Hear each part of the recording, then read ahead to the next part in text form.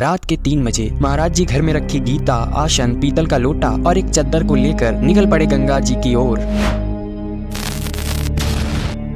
Virat Kohli, Anushka Sharma, the great खली जैसे न जाने कितनी ऐसी प्रसिद्ध हस्तियां हैं जो महाराज जी के सत्संग को प्रतिदिन सुनकर अपने जीवन को पवित्र बना रहे हैं। दोस्तों, जिनके वचनों को सुनकर आज भारत का युवा गलत आचरणों को छोड़कर सत्य मार्ग पर चलने लगा है। आज हम इन्हीं के जीवन के सफर के बारे में जानेंगे कि कैसे महाराज जी सन्यासी बने, कैसे महाराज जी की मुलाकात वृंदावन से हुई और भी बहुत कुछ। दोस्तों, महाराज जी का जन्म उत्तर प्रदेश के कानपुर के सरसौल में हुआ था। इनकी माता श्रीमती रमा देवी और पिता श्री शंभू पांडे प्रतिदिन घर में सत्संग और संत सेवा करते थे, जिससे इनमें बचपन से ही भक्ति में रुचि होने लगी। इनका पूरा दिन भगवत कथाओं के बारे में विचार करते हुए ही निकल जाता। जब ये 13 वर्ष के थे तो इन्होंने विचार किया कि एक दिन मेरी माता पिता मुझे छोड़कर चले जाएंगे, तो कोई तो ऐसा साथी हो जो मेरा साथ कभी ना छोड़े। तब वे भगवान के बारे में विचार करते हैं कि केवल भगवान ही मेरा साथ सदैव देंगे, क्योंकि वो तब भी थे जब ये संसार नहीं था और वो तब भी रहेंगे जब ये संसार नहीं रहेगा। बस ऐसा विचार कर महाराज जी ने ये निर्णय लिया कि जब पूरा परिवार सो जाएगा तब वो घर से निकल जाएंगे, और किया भी ऐसा ही। रात के 3 बजे महाराज जी घर में रखी गीता,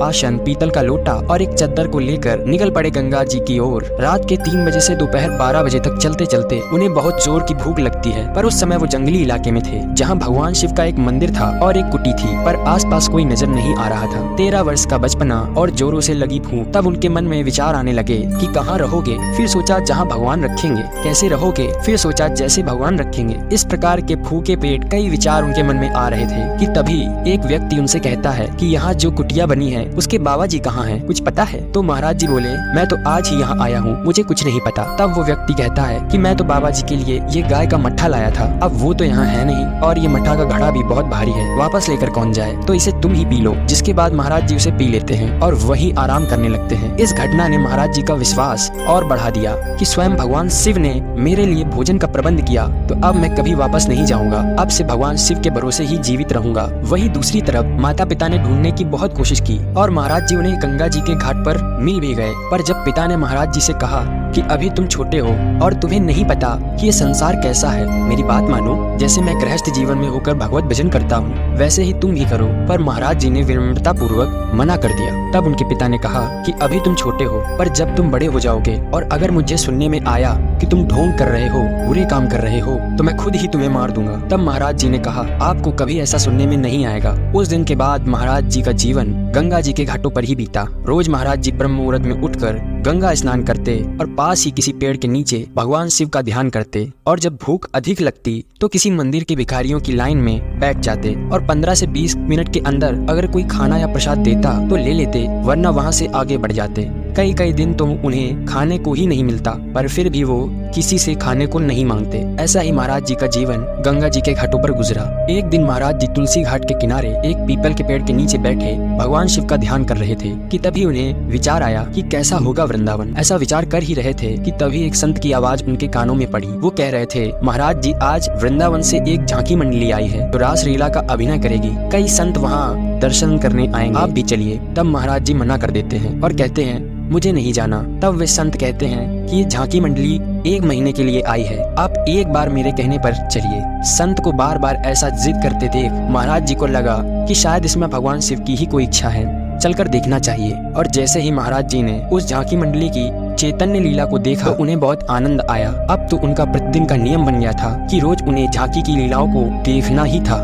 ऐसा करते कब 1 महीना बीत गया उन्हें पता ही नहीं चला। पर जब झांकी मंडली के विदाई का समय आया तो महाराज जी को लगा कि अब मैं क्या करूंगा, कैसे उस झांकी को देखूंगा। इसी चिंता में महाराज जी ने झांकी मंडली के संचालक अध्यक्ष से पूछा कि मुझे अपने साथ रख लीजिए, बदले में मैं आपकी सेवा करूंगा और झांकी देखूंगा। तब संचालक अध्यक्ष ने महाराज जी के भाव को समझा और बोले, बाबा तू एक बार वृंदावन आजा, श्री जी तुझे छोड़ेंगी नहीं। इस वाक्य को सुनने के बाद तो महाराज जी को वृंदावन जाने की लगन सी लग गई। अगले दिन वो अपनी दिनचर्या करके ध्यान में बैठे ही थे कि तभी उन्हें पास ही बने संकट मोचन मंदिर के पुजारी की आवाज सुनाई दी। वो बोले, बाबा ये प्रसाद खाओ और मेरे घर में चलो, वहाँ मैंने कुछ और भी प्रसाद रख रखा है, उसे भी खाओ चलकर। तब महाराज जी ने कहा, मैं गृहस्थों के घर नहीं जाता। तब पुजारी जी बोले, अरे बाबा मैं भी एक सन्यासी ही हूँ। जिसके बाद महाराज जी उनके घर जाते हैं और प्रसाद खाते हैं। खाते खाते उनके मन में वृंदावन को जाने वाली लगन को वो छिपा न सके और बोले, पुजारी जी मुझे वृंदावन जाना है, तब पुजारी जी ने कहा, मैं आपके वृंदावन जाने की व्यवस्था कर दूंगा, कहिए कब जाना है आपको वृंदावन। तो महाराज जी ने कहा,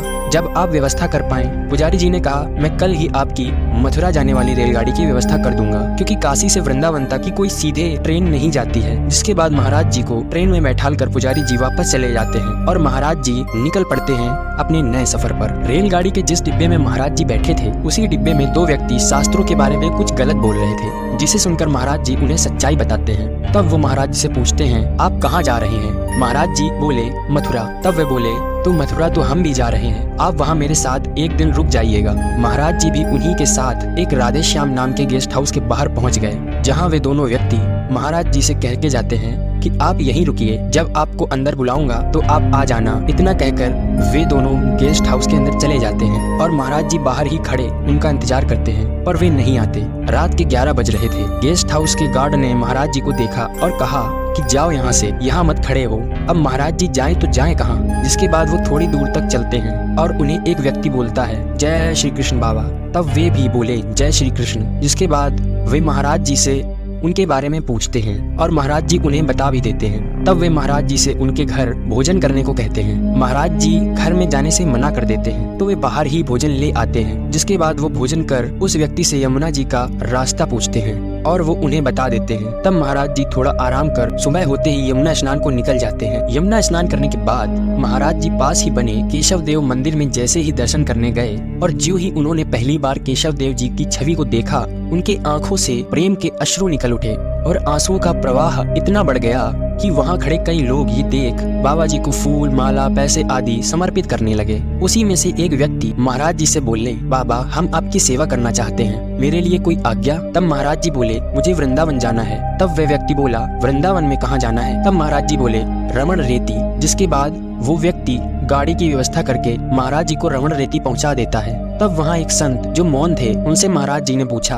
क्या यहाँ 2-3 दिन रहने की व्यवस्था हो सकती है, क्योंकि मैं बिहारी जी के दर्शन करने वाराणसी से आया हूँ। तब उन्होंने एक संत को इशारों में बुलाया, जिन्होंने जगदानंद नाम की एक संत के यहाँ पहुँचा दिया और महाराज जी वहीं कई दिनों तक रुके रहे। तब महाराज जी को एकांत में रहने की इच्छा हुई, क्योंकि जहाँ वो रुके थे वहाँ कई संत एक साथ रहते थे, जिससे उनको एकांत नहीं मिल रहा था। तब वे फिर से काशी आ जाते हैं, पर जब वे काशी पहुँचे तो उन्हें लगा कि अब मैं वृंदावन के बिना नहीं जी सकता। जिसके बाद वो काशी से फिर वहीं आ जाते हैं और वहाँ बिहारी जी के दर्शन का खूब आनंद लेते हैं। पर अब उनके जीवन में वो कष्ट आया जिससे वो राधा रानी के और करीब पहुँच गए। जब महाराज जी 35 वर्ष के हुए तो उनके पेट में बहुत दर्द होने लगा, जिसकी जाँच कराने वो पास ही बने रामकृष्ण मिशन पहुँचे, जहाँ उन्हें पता चला कि उनकी दोनों किडनी खराब हो चुकी हैं और अब उन्हें पॉलीसिस्टिक किडनी रोग हो गया है, जिससे किडनी में कांटे हजारों की संख्या में बन गए हैं। इसी कारण डॉक्टर ने उनसे कहा कि अब आपकी आयु 4 से 5 साल और बची है। जैसे ही महाराज जी ने ये सुना तो वे थोड़े चिंता में पड़ गए। उस दिन से वो श्री जी की छवि को अपने साथ इस तरह से रखते मानो कि वो उनकी छाया हो। उन्हें लगा कि मैं किसी भी समय मर सकता हूँ, तो श्री जी मेरे साथ ही रहें। इस घटना के बाद उनका जीवन कई प्रकार की बंदिशों में हो गया था। ना ज्यादा खा सकते थे, ना ज्यादा भ्रमण कर सकते थे। इसी कारण वो एक व्यक्ति से पूछते हैं कि महाराज जी मेरी किडनी खराब है, मैं एक कमरे में पड़ा रहूंगा, मुझे केवल आपसे 2 वक्त की रोटी मिल जाएगी, वही बहुत है। तब वह व्यक्ति महाराज जी से क्रोध में बोला, मैं तुम्हारा ठेकेदार नहीं हूँ। जिसके बाद महाराज जी कहते हैं, सही कहा आपने, ठेकेदार तो कोई और ही है। इतना कहकर महाराज जी वहाँ से चले जाते हैं और राधा वल्लभ मंदिर में उन्हीं के सामने पहुँच गए और बोले, श्री जी मैं आपका हूँ, अब आप जहाँ रखोगी वही रहूंगा। जिसके बाद श्री जी उन पर कृपा कर सारी व्यवस्था कर देती हैं और आज जो आप सब देख रहे हैं वो श्री जी की ही कृपा है। दोस्तों, मैंने सारांश में महाराज जी के जीवन को आपके सामने प्रस्तुत किया है, जिससे हमें ये पता चलता है कि जब तक आप भगवान के ऊपर पूरा समर्पण नहीं करोगे तब तक वो आप पर अपनी पूरी कृपा नहीं करेंगे। तो बोलो राधे राधे।